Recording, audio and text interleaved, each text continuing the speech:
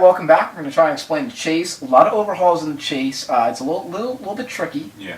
But I think it should make for some interesting things here. Now, if you remember a couple years back, Travis, it was a 10-driver chase. Very simple. You're in the top 10. You're locked in. You go and race those last 10 races out for the championship. Right. They increased it to 12.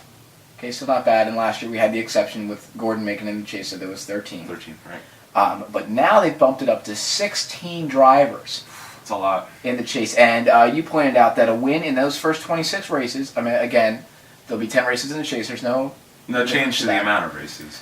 But you said a win in the first 26 pretty much guarantees you a spot in the chase as long as you're keeping up the consistency. Yeah, there's a lot of rumors milling around about changing the actual point system. There are rumors about points for passing and points for leading, or not leading a lap, but like percentage of the race led and silly things like that.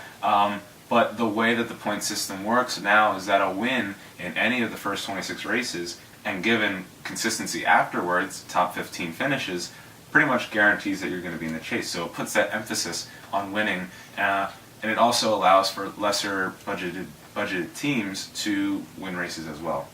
And this is not like the chase in years past, right, where all 10 drivers are racing it out for the chase. Drivers will be eliminated from the chase this year. Absolutely, yes. There are 4 rounds now. The Challenger round, then the Contender, then the Eliminator, and then Championship round.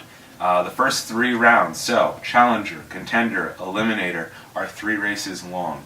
After those 3 races, 4 drivers are eliminated. The bottom 4 of those 16 are eliminated. So boom, round 1, 4 are gone. Round 2, 4 more are gone. Round 3, even 4 more are gone, to the point where there are only 4 drivers left for championship round, at which point their points will be reset for Homestead. So there's 1 race, 4 drivers. Whoever finishes the race first of those 4 drivers is our champion. That's interesting to me. Yeah. I think there's a lot of traditionalists out there that didn't like the chase when it came out, and they probably don't like the chase now. I don't know how you feel about this.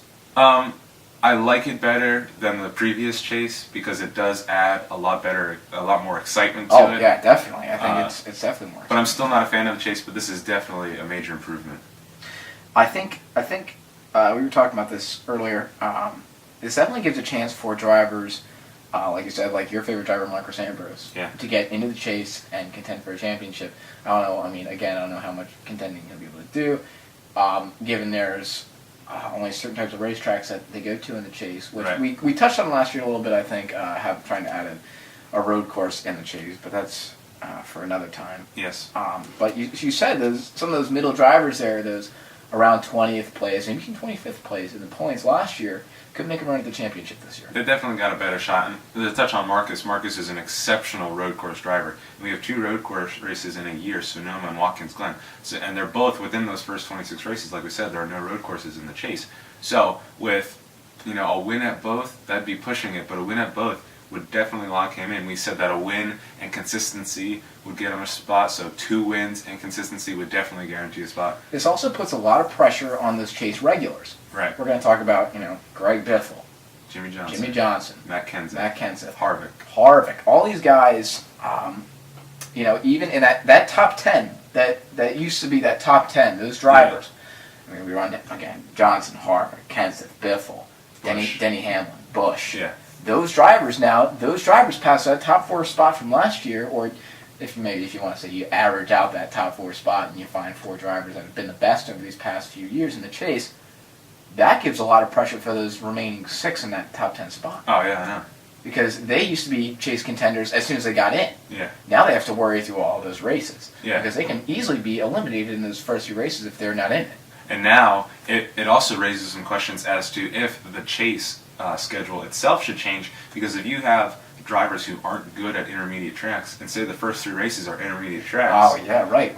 Then if you don't get off to a good start, then you could very well be one of those 4 drivers eliminated. So it does raise some questions as maybe we should add a road course, maybe we should jumble things up, maybe we should have an intermediate, a plate track, and a short track in each round. Right. That way it creates parity and diversity. But a lot of interesting questions coming up. It's going to be really interesting to see. I think we'll see some new, fresh faces. I really do. I'm really excited for that. Obviously we will, because 12 to 16, we're going to see 4 new faces. But I'm not talking about the next 4 best. I'm thinking, Marcus Ambrose, some lower tier drivers who can definitely make a run for it. You may even see Marcus's teammate Eric Almirola make the chase, just off consistency and good runs. I think Eric Almirola is definitely a good point to bring into that, because there's a lot of drivers that are coming into this year now and saying this has got to be the year that we really push for it, because it's now opened up such a large window for them to get in. Absolutely. All right. A lot of debates probably coming up later in the year when around chase time. Most definitely. So that's it for our Daytona 500 couple shows. Excuse me. I think Amanda's going to come on. Yes. You guys are going to do fantasy. Do some fantasy. And then we'll let you guys sit back, and hopefully you guys can enjoy the 500 this year.